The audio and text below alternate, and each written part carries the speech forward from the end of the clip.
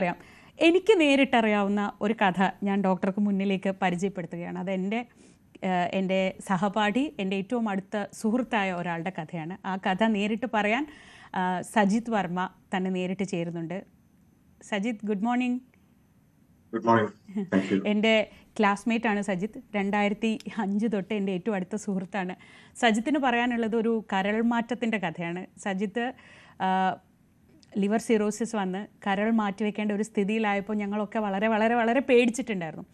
അതിനുശേഷം ഒരു കരൾമാറ്റ ശസ്ത്രക്രിയയ്ക്ക് വിധേയനായി ഇപ്പോൾ വളരെ മിടുക്കനായി അഡ്വർടൈസിങ് രംഗത്ത് കൺസൾട്ടൻ്റായി കൊച്ചിയിൽ ജോലി ചെയ്യുകയാണ്. സജിത്തിൻ്റെ കഥ സജിത്ത് തന്നെ പറയുന്നതായിരിക്കും നല്ലത്. എനിക്ക് ആ കഥയിലെ ഓരോ മിനിറ്റും അറിയാം, പക്ഷേ പ്രേക്ഷകർക്ക് വേണ്ടി, ഡോക്ടർ നോബൽ ഗ്രേഷ്യസിനൊക്കെ വേണ്ടി സജിത്ത് തന്നെ ആ കഥ പറഞ്ഞാൽ കുറച്ചുകൂടെ നന്നായി. തീർച്ചയായിട്ടും. എനിക്ക് ഏതാണ്ട് 26 വയസ്സ് അടുപ്പിച്ചുള്ളപ്പോൾ ഏതാണ്ട് 15 വർഷങ്ങൾക്ക് മുമ്പാണ് ലിവർ സിറോസിസ് ഡയഗ്നോസ് ചെയ്തത്. ലിവർ സിറോസിസ് എന്ന് കേൾക്കുമ്പോൾ തന്നെ എല്ലാവരും ആദ്യം വിചാരിക്കും ഇത് അമിത മദ്യപാനം മൂലം ഉണ്ടായ അപകടമാണ്. പക്ഷെ എന്റെ കാര്യത്തിൽ അങ്ങനെ ആയിരുന്നില്ല. അമിത മദ്യപാനം കരൾ രോഗത്തിനുള്ള കാരണങ്ങളിൽ ഒന്ന് മാത്രമാണ്. ഏതായാലും ലിവർ സിറോസിസ് ഡയഗ്നോസ് ചെയ്യുകയും തുടർന്ന് ഒരു 5 കൊല്ലത്തോളം എൻ്റെ സിറോട്ടിക് ആയ ഓർഗൻ ഉപയോഗിച്ച് ജീവിക്കുകയും ചെയ്തു. അപ്പോഴേക്കും ട്രാൻസ്പ്ലാന്റ് ചെയ്തേ മതിയാകൂ എന്നുള്ളൊരവസ്ഥ ആവുകയും അങ്ങനെ കൊച്ചി അമൃത ആശുപത്രിയിലാണ് ഞാൻ കാണിച്ചുകൊണ്ടിരുന്നത്. അവിടെ ഡോക്ടർ സുധീന്ദ്രന്റെ നേതൃത്വത്തിലുള്ള ഒരു സുസജ്ജമായ ഒരു ടീം തന്നെയുണ്ട്. അങ്ങനെ കരൾ മാറ്റിവെക്കാൻ എന്ന് പറയുമ്പോൾ പറയാൻ എളുപ്പമാണെങ്കിലും ഈ ഓർഗൻ കിട്ടുക എന്ന് പറയുന്നതാണ് ഏറ്റവും വലിയ വെല്ലുവിളി. എന്നെ സംബന്ധിച്ചിടത്തോളം അടുത്ത ബന്ധുക്കൾക്ക് ആർക്കും തന്നെ കരള് ദാനം ചെയ്യാനുള്ളൊരു സാഹചര്യമില്ലായിരുന്നു. അപ്പൊ അങ്ങനെ ഇരിക്കുമ്പോഴാണ് ഒരു അത്ഭുതം എന്ന് പറയുന്നത് പോലെ എൻ്റെ കാര്യത്തിൽ അതൊരു അത്ഭുതം തന്നെയായിരുന്നു. ഒരു പരിചയവും അതുവരെ ഇല്ലാതിരുന്ന ഒരാള് അദ്ദേഹം ഇതിനായി മുന്നോട്ട് വരികയും വേണ്ട ടെസ്റ്റുകളൊക്കെ നടത്തി എനിക്ക് കരൾ തരാൻ യോഗ്യനാണ് എന്ന് കണ്ടെത്തുകയൊക്കെ ചെയ്തത്. അദ്ദേഹത്തിന്റെ പേര് എനിക്കിവിടെ പറയാതിരിക്കാൻ പറ്റില്ല. ആൽഫ്രഡ് എന്നാണ്. അദ്ദേഹം കണ്ണൂരുകാരനാണ്.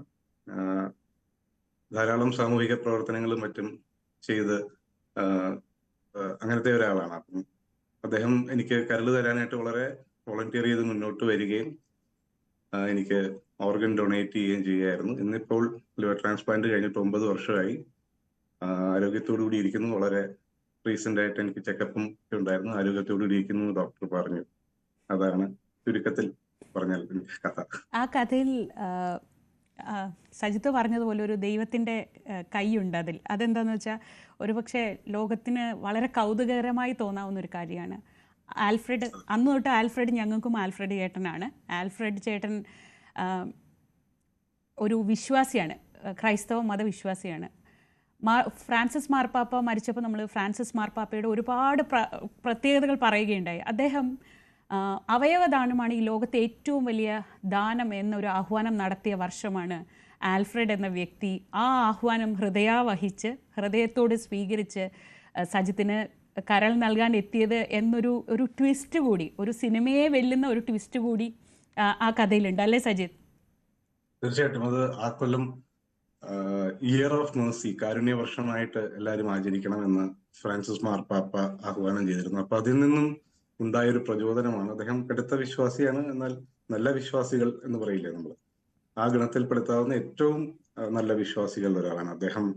അങ്ങനെ വോളണ്ടിയർ ചെയ്ത് ഒരുപക്ഷെ ക്രൈസ്റ്റിന്റെ മെസ്സേജ് സ്വയം വേദനിച്ചുകൊണ്ടും മറ്റുള്ളവർക്ക് നന്മ കൊടുക്കുക എന്ന് പറയുന്ന ആ ഒരു പാത തന്നെയാണ് അദ്ദേഹവും സ്വീകരിച്ചത്.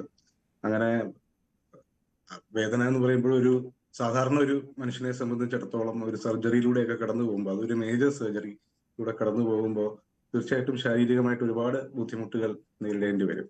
അതെല്ലാം അദ്ദേഹത്തിന് തരണം ചെയ്യേണ്ടി വന്നു.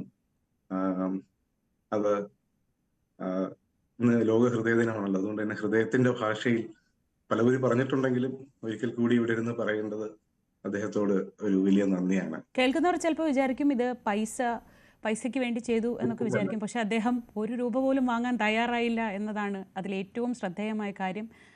സജിത്തിൻ്റെ കുടുംബം പൈസയൊക്കെ കൊടുക്കാൻ തയ്യാറായിരുന്നു, കാരണം ജീവനാണല്ലോ ഏറ്റവും വലുത്. പക്ഷേ അദ്ദേഹം അതിനൊന്നും തയ്യാറായില്ല എന്നതുകൂടി ചേർത്ത് പറയേണ്ട ഒരു കാര്യമാണ്. സജിത്ത്, ഒരു കാര്യം കൂടി, ഇപ്പോൾ തൊട്ടു മുൻപാണ് ഞാൻ ഒരു വാക്ക് കേൾപ്പിക്കാം, അതിനുശേഷം സജിത്തിലേക്ക് വരാം. ഈ അവയവദാനത്തെക്കുറിച്ച് വ്യാപകമായ തെറ്റിദ്ധാരണകളൊക്കെ നിലനിൽക്കുന്നുവെന്ന് തിരുവനന്തപുരം മെഡിക്കൽ കോളേജിലെ യൂറോളജി വിഭാഗം മേധാവി ഡോക്ടർ ഹാരിസ് കഴിഞ്ഞ ദിവസം പറഞ്ഞിരുന്നു. അടുത്തിടെ ഇറങ്ങിയ ഒരു മലയാള സിനിമ ഉണ്ടാക്കിയ ആശയക്കുഴപ്പത്തെക്കുറിച്ചാണ് അദ്ദേഹം അന്ന് പറഞ്ഞത്. അതുകൂടി നമ്മൾ ഈ വിഷയത്തെക്കുറിച്ച് ചർച്ച ചെയ്യുമ്പോൾ പറയണം എന്ന് തോന്നുന്നു. ഇതേക്കുറിച്ചുള്ള തെറ്റിദ്ധാരണകളൊക്കെ പരിഹരിക്കപ്പെടണം. സജിത്ത് ജീവിതത്തിൽ പാലിച്ചു പോന്നിട്ടുള്ള ഒരു അച്ചടക്കം ഇതിന് ശേഷം എത്രയുണ്ടെന്ന് ഞങ്ങൾ അടുത്തുള്ളവർക്കൊക്കെ അറിയാവുന്നതാണ്. ഡോക്ടർ ഹാരിസിൻ്റെ വാക്കുകൾ കേട്ട ശേഷം നമുക്ക് വരാം.